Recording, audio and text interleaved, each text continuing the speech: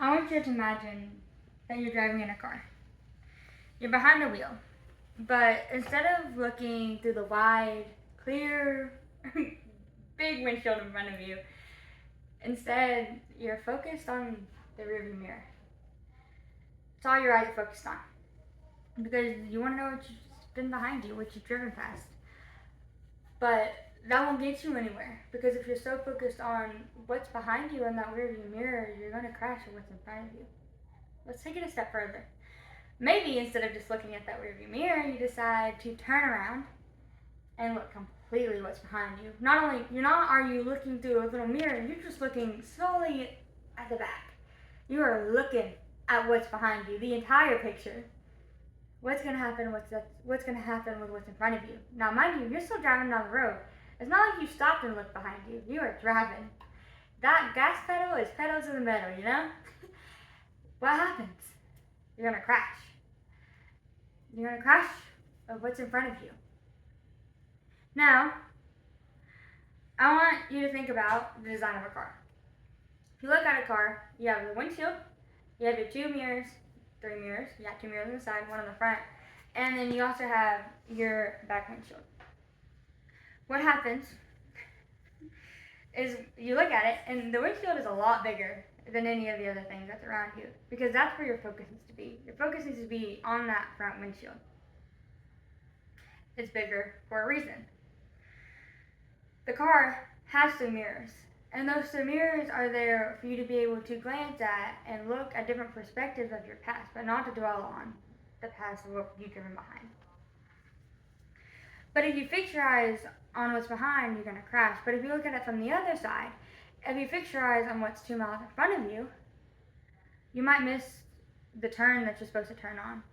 Or, I live in the mountains, so you might even run into a deer that runs out in front of you that you didn't know was coming.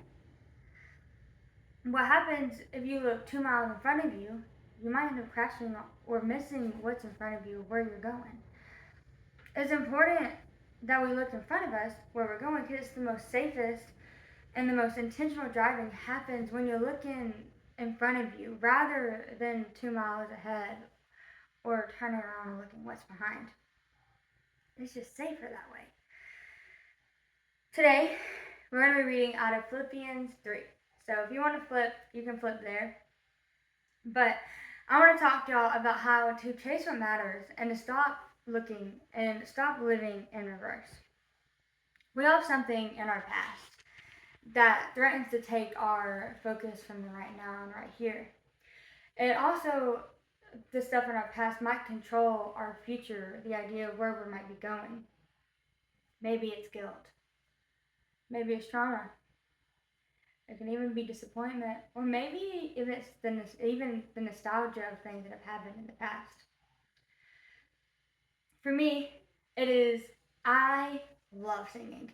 It is something I am constantly doing. I one time told my manager at work, a joke that said, my mom had read it to me, and it's like, I don't pay you to sing, and the worker was like, yeah, I know, I do that for free. That's me. I am constantly singing, whether it's at work, whether it's at church, whether I'm cooking dinner. Like, this is something, that's who I am. If I walk in the door, I'm singing. I love singing. It is something that I feel like God has blessed me with the ability to do. And my mom loves to tell me a story and tell other people the story of when I was just 2 years old. I told her that I wanted to be a rock star for Jesus, and I still kind of live by that. But it was to the point that like all different platforms I had was called Alyssa Rockstar. So like it was my Instagram, my Snapchat, even my email still says that as my name. And there's a few more things in there, but like that's who I was, and that's who I wanted to be. Is I wanted to be a rock star, and it wasn't just any old rock star. It was a rock star for Jesus, and it's still that. And to be completely honest with y'all, but if I'm completely honest, it always hasn't been this consistent. Like there's been this consistent quiet voice in the back of my head just nagging. It's like, you're not good enough. You can't make it. You can't do this dream that you have. And it didn't come out of nowhere. I used to be in the band at my church when I was a kid. I was probably like 11 or 12. And there's this guy who was supposed to help me become more confident in my singing and more confident in who I was as a singer and as somebody who wanted to worship and bring people to the Lord. But instead of helping me, he actually ended up hindering me. He was constantly comparing me to 3 other girls I was singing with. He was also constantly just telling me, like, you're not doing it good enough. Listen to these two who are doing it the right way. Like, you're not doing it correct. You're not good enough. And even if he never explicitly said you're not good enough, it's essentially what he was telling me without actually saying it. And because of that, it has just hindered and caused this question and this doubt that's just deeply rooted in me of you're not good enough. You can't make it. It doesn't matter how hard you try. And it doesn't matter how many people tell me these good and amazing things, that tell me I'm a good singer, that tell me that I'm on the right track. It doesn't matter because I have that one guy, that one time who told me a long time ago that I couldn't make it. And it's stuck with me. And it's not something I allow to define me as much anymore, but there are times when I really do struggle with it. And it's the time when I feel like I'm the most on fire for God, when it hits me the hardest. Then, well, there's the enemy for you. But maybe for you, it isn't something that's happened in your past. Maybe it's not a trauma. Maybe it's this wish for the future that you have, that it's holding you captive, that it's you want it so badly that it's all you can focus on, that you're forgetting to focus on the journey there. Maybe it's you have so many big plans, so many big goals that you feel like in your fear that you're not going to get there, but you're missing where God has you right now. You're so focused on what you want to get to, what's ahead of you, that you're missing the right here right now. In Philippians 3:12-14, Paul encourages the church of Philippi to stop focusing on what's behind and to strive for what's forward, strive for what's ahead, strive for Christ. So today I'm going to talk about how to let go of what's behind and how to reach for what's ahead so that you can fix your eyes on the finish. Because we need to start chasing what matters and stop living in reverse.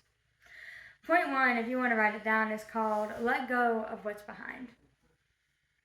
In Philippians 3:12, it states, "Not that I've already obtained this, or nor have I arrived at my goal, but I press on to take a hold of that for which Christ Jesus took a hold of me. Brothers and sisters, I do not consider myself yet to have taken a hold of it, but one thing I do, forgetting what is behind and straining for what is ahead." I love this because Paul is telling the Philippians, that he knows where he wants to go, and he knows for a fact that where he is sitting right now is not where he wants to go. Because if you didn't know, the book of Philippians was written while Paul was in jail, so he's obviously not where he wants to be. But he still has this positivity about him. He has this hope for the future. But another reason I just absolutely love this story is because Paul is saying is I'm not where I want to be yet, but believe me when I tell you this, I'm not looking back. Because if Paul looked back, I'm not sure he could go forward. I don't know if y'all know the story of Paul, and if you do, you know how impactful the fact that he is saying I'm not dwelling on the past, I'm looking for the forward is. Now, if you don't know the story of Paul, let me give you a little snippet of it, and if you really want to dive in and learn about Paul, you can go read in Acts 1. Or just in the book of Acts, where it just tells you the story of Paul. But Paul is a man before Paul known as Saul. And Saul was really known amongst the Christians and the people who followed Jesus, the people practicing the way. It wasn't for the best reason. It wasn't like he was living a really good, fruit-filled, godly life. Instead, he was murdering Christians. He was murdering the people who were following the way and who were following the life of Jesus. He was also okaying the execution of them. So he was known greatly amongst the people following Jesus, but not for the reason you'd want to be known. And Paul was a very zealous man. Saul was a very zealous man. He thought what he was doing was right. He felt like the people that were practicing the way of Jesus was hindering and completely dismissing and bringing down what he'd worked on for his entire life. He was a Jew through and through, and he felt that the life of Christians and people that were following the way were just tearing down and completely hindering what Judaism stood for. So he felt like he was doing God a service when he was going through and murdering all these Christians. And so he was known amongst the Christians as a man who murdered their kind. But he went from murdering Christians, known as Saul, to being one of the most well-known men in Christianity, known as Paul. And that was only by the power of God. He's one of the most well-known names in Christianity, and he did not allow his past to define him. Instead, he lived in the promises of God. He began to chase what matters and stopped living in reverse. Point 2 is to reach for what is ahead. Verse 13 ends with saying, straining toward what is ahead. The Greek word for straining means to stretch forward with every nerve. It's not passive, it's pursuit. Paul is stating I'm not where I want to be, but I am reaching for where I'm going. He's not strolling toward what is ahead. He's not wandering to it. He's not casually taking step by step, just strolling and piddling while he's trying to get there. Instead, he is on pursuit to get there. He is leaning forward. He is putting in the effort. He is straining for what is ahead. There is tension, there is sweat, and there is intentionality behind what he is doing. And this is where a lot of us get stuck, because we want to get there, we want to go to what's ahead and what God has for us, but we're unwilling to take the step. We're unwilling to get uncomfortable. We're unwilling to stretch. But that's exactly what Paul is saying. Paul is saying it is worth the stretch. It is worth that taking the next step to the difficult thing. Reaching for what is ahead means being present in today while also staying anchored in the purpose and the calling that God has for you. It means putting one foot in front of the other, even when you're tired, even when you don't want to, even when you're uncertain. It means putting full trust in God and what God says. It is trusting God fully with the process of your life. Point 3 is to fix your eyes on the finish. Verse 14 states, I press on toward the goal to win the prize, which God has called me heavenward in Christ Jesus. Paul isn't chasing worldly prizes. He's chasing Jesus. He's chasing an upward calling, the eternal reward, not temporary successes or human praise, but something deeper and everlasting. Y'all remember the car from earlier? So many of us are trying to get ahead. We're trying to get where God wants us, but we're so extremely focused on that rearview mirror. That's all we focus on. Is we want to get ahead, we want to go where God is taking us, we want to get there. But instead, we can only focus on the faults of our past, or the things that people have told us in the past that are holding us back and that are hindering us. We're like, yeah, God, I know where you're calling me. I see where you're calling on me. I want to go there. Believe me. But you don't know what I did in my past.